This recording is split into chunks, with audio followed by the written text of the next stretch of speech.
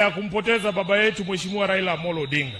Kama hakuna kiongozi wa ODM mashawahi kuwaambia, nataka niseme leo, asanteni sana kwa kusimama na baba miaka hiyo yote. Asanteni sana kwa kusimama na chama cha ODM miaka hiyo yote. Asanteni sana kwa kusimama na mimi nikiwa katibu mkuu wa chama cha ODM. Tumefanya mambo mengi hapa Kisii, na kwa sababu ya support yenu ndio maana chama cha ODM kilifika mahali kimefika. Mimi siku hizi wananivuruga kwa sababu makosa yangu ni moja tu. Mimi nilisema Kasongo lazima aende nyumbani 2027.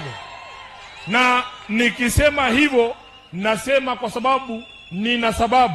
Sisi hatumchukii Kasongo.